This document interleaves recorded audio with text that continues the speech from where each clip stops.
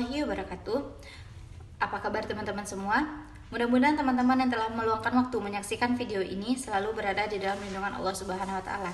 Amin ya rabbal alamin. Menurut peribahasa, kesan pertama itu tidak datang pada kesempatan kedua.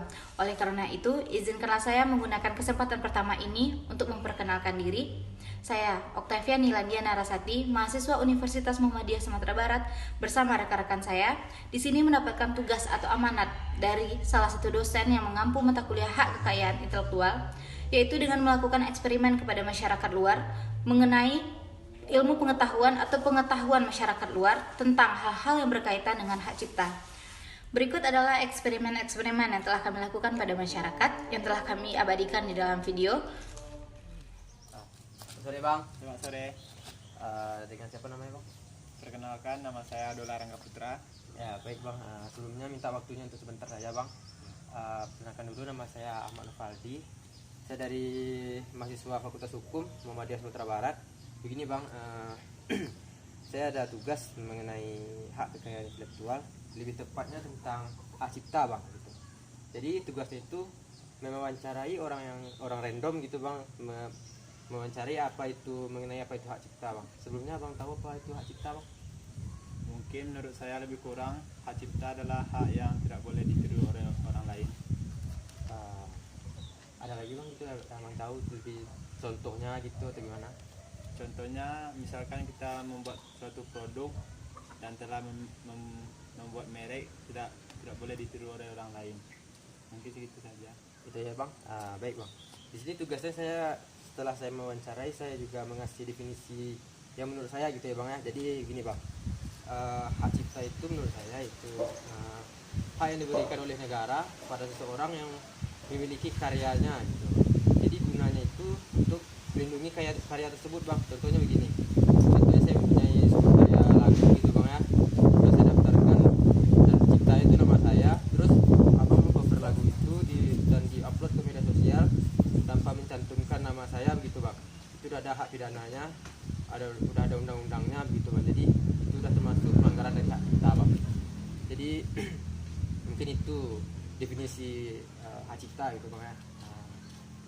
Ya Bang, mungkin itu saja yang saya tanyakan sore ini Bang. Terima kasih Bang. Asal apa? Assalamualaikum Bang. Saya bicara dengan Bang siapa nih? Bang, saya Fajri. Dari Bang Fajri ya. Saya di sini ada tugas dari kampus, yaitu terkait tentang HKI, yaitu hukum kekayaan intelektual. Materi yang saya eksperimenkan saat ini yaitu tentang hak cipta. Menurut Bang, sekarang kan yang beredar sekarang untuk fotografi. Menurut Bang, itu ada aturan tentang fotografi? Kalau aturannya saya nggak tahu, tapi kalau menurut saya itu tergantung dari orang yang ambil fotonya, boleh diambil orang atau enggak ya Bang. Jadi gitu kan, misalnya contohnya gitu. Contohnya gini Bang, misalnya Bang mau foto teman Bang kan, Ya. terus Bang upload tanpa izinnya, itu ada undang-undang atau gimana nih menurut Bang? Kalau menurut saya Bang, kalau ngambil foto orang diam-diam gitu terus masukin ke medsos, terus kalau yang difoto nggak terima, saya rasa itu memang salah yang uploadnya Bang. Berarti ada aturannya ya, tapi Bang nggak tahu aturannya. Aturannya saya nggak tahu Bang, tapi kalau norma aja kan salah tuh Bang. Jadi kita berpatokan pada norma, yaitu norma kesopanan Iya ya. Bang. Baik, di sini saya juga akan menjelaskan terkait tentang HKI tentang fotografi tersebut Bang. Iya, Bang.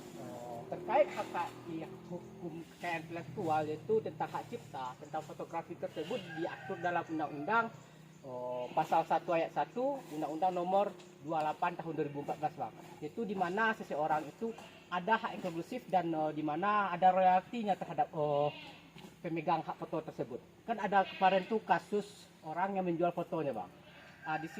Di situ ada royalti yang dibayarkan oleh orang pembeli kepada orang yang menjual foto tersebut Bang.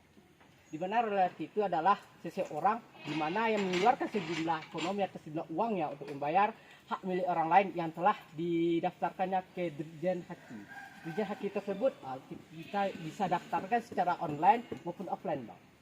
Begitu menurut saya Bang. Apakah Bang ya walaupun saya nggak bisa paham semuanya bang bilang, tapi kalau royalti saya main paham lah bang. Kalau kita ingin menggunakan nama atau foto produk seorang, kita harus izin, dan royalti itu sebagai bentuk apa namanya, kayak bukan dibilang penghargaan, bukan juga sih, tapi kayak kita dapat fee dari ngejual foto orangnya, tentu dia juga ada hak di situ. Ya seperti itulah. Kan royalti itu kan bisa disebut penghargaan juga bang, karena seseorang tuh sudah mengeluarkan inspirasi tersebut dalam dirinya atau sebuah karya. Jadi sebuah karya itu dibeli oleh orang lain, itu penghargaan bagi dirinya bang. Bisa disebut juga penghargaan gitu bang.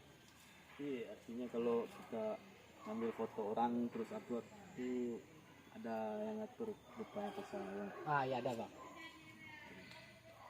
Baik, sekian untuk eksperimen saya hari ini bang. Saya ucapkan terima kasih atas waktunya ya bang. Saya juga terima kasih bang karena sudah berbagi ilmu bang.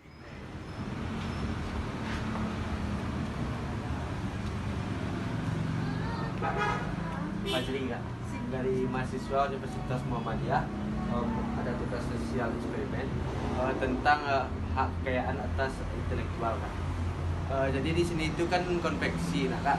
Iya, Bang. Kalau misalkan konveksi kakak menciptakan suatu merek, apakah merek itu bisa didaftarkan untuk mendapatkan royalti atau tidak? Menurut kakak gimana?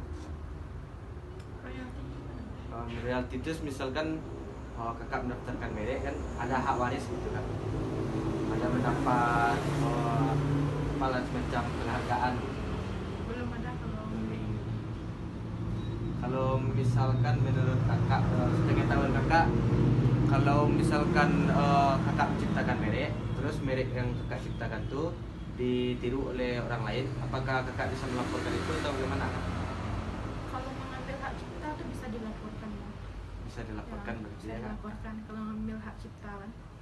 Berarti kalau dilaporkan berarti hak cipta kakak itu terdaftar atau tidak, berarti bisa dilaporkan. Kalau terdaftar bisa di. Kalau misalkan hak cipta kakak belum terdaftar gitu kan, gimana solusi? Berarti belum kuat pegangan doang. Pegangan untuk hak cipta tersebut. Mungkin sekian yang kakak. Terima kasih atas waktunya ya kak. Baiklah. Dari eksperimen-eksperimen tersebut, di sini saya akan mencoba untuk meluruskan kembali atau menjelaskan materi tentang hak cipta tersebut.